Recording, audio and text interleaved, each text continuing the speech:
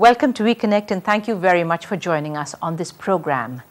My guest here today is a very special lady, Chindi Varadarajulu. Now, she spent very many years of her life, 20 years of her life in fact, in Vancouver in Canada, and then 1 year ago decided to come back to India. And so we thought it's a great idea for us to see what really drew her back to this country, what is so special, indeed what's so special about my guest here.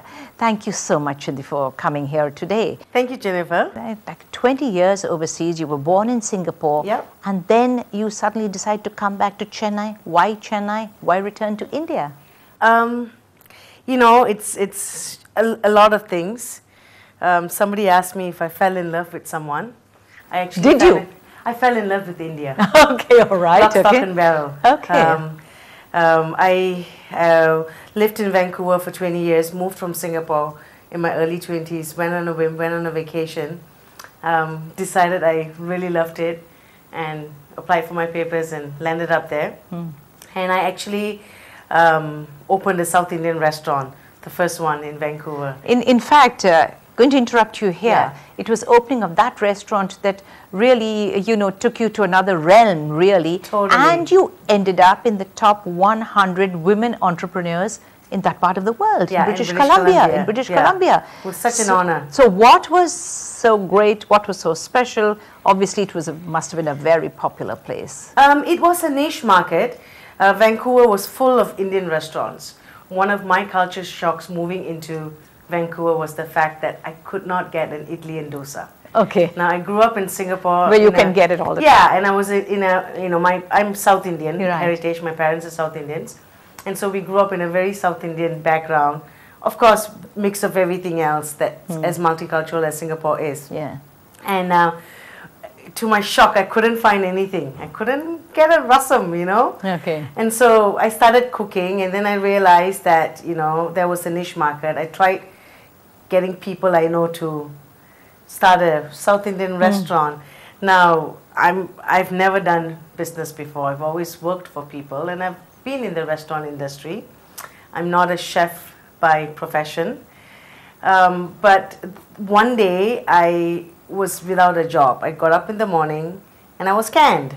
I got the pink slip. And, you know, I was confused for a few days, upset, angry. And Bitter and Yeah. other things that go with it. and then I told myself, you know, I'm not going to be in that situation again when somebody will get up in the morning and tell me you don't have a job anymore. Right. So then I thought, okay, it's time I opened a South Indian restaurant and showed Vancouver, another side of India that people are not really aware of.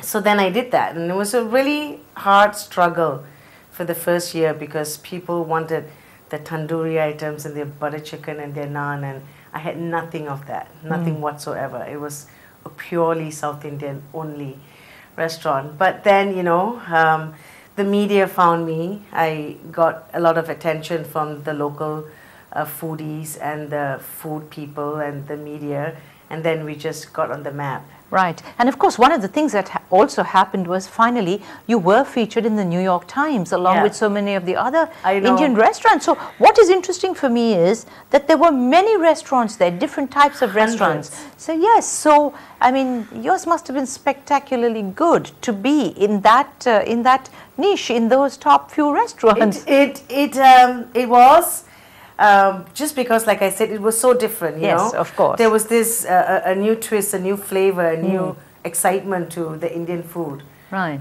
That the Vancouverites realized and loved, and they loved the spice, and it Really? was really amazing how high people would go. And you know, I over the years, my level of spice went up quite a few notches in the Is that restaurant. true? Yeah, and you know, you teased people with just a little bit more and just a little bit more, and they got totally addicted to it. Yes. There was that, and then, you know, and it was a connection back to my home. As much as I missed Singapore, you know, and I wanted to be there, and this whole creating this whole South Indian restaurant was, you know, connecting me back to my roots. Right. Apparently, the chutney was a big draw for Yeah. your clients, and you called your restaurant that as well, Chutney right? Villa. So, Chutney Villa, yes. yeah. Okay. So the name came first, and then the idea of, okay, I need to have lots of chutneys. Right. So there were like about 6 chutneys every day, 3 sweet and 3 hot. And I just totally created whatever was in the market. Right. But you were not really a chef by your own No. admission. So tell me, what did you do? Grandmother's recipes, books, how did you? calls to mom, like, why do you do that? I couldn't do a dosa for the first It's not easy. month. Not easy, like, yes. oh my God. And I had really upset people who come in and like, what do you mean? South Indian restaurant, there was no dosas, and, you know. Wow. I could only sheepishly grin and give them some other free food to pacify them. But then once I got it, you know, and it was a lot of hard work. I didn't have a chef. So it was me and somebody who knew a little bit of South Indian cooking that I hired locally. And it went on from there. And, you know, I started getting creative. I realized that I really loved doing it. And, you know, I knew the back end. I knew the books because I'd been managing big chains of restaurant. Nothing Indian though. And, you know, and so it was a bit of all of that and just loving what I was doing and getting the response and seeing people responding to it and getting more adventurous with the flavors and taste. You took a question out of my mouth there, Chindi, I know. because I was going to ask, how in the world does one combine this love of cooking, this love of actually having your own little baby in this restaurant, plus this business angle? Because how you cannot divorce the two, obviously. So that could not have been easy at all. Tell me about that. It wasn't easy. It wasn't easy at all, definitely. But it was, I don't give up.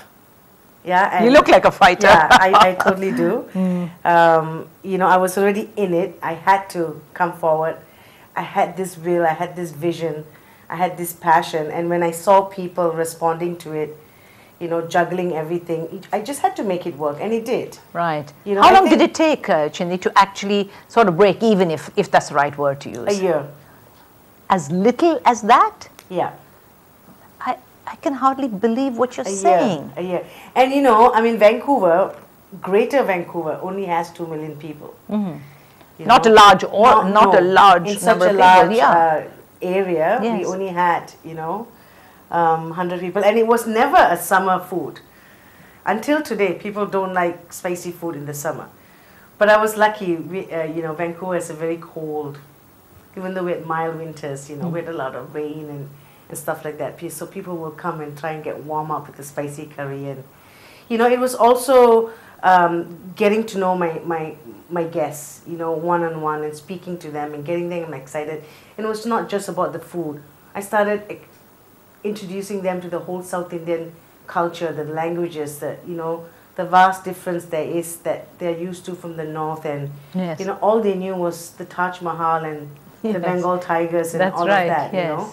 There was a lot more, and it made me really excited and happy, and it totally pushed me on to show the side of India that nobody knew that was my culture, you know, that was part of me. And that actually led me to my culinary tours. I started leading. Right. I'm going to ask you about that. We're going to take a very short break, and when we come back, that's exactly what we'll talk about. So you don't go away, because we'll be right back here on We Connect.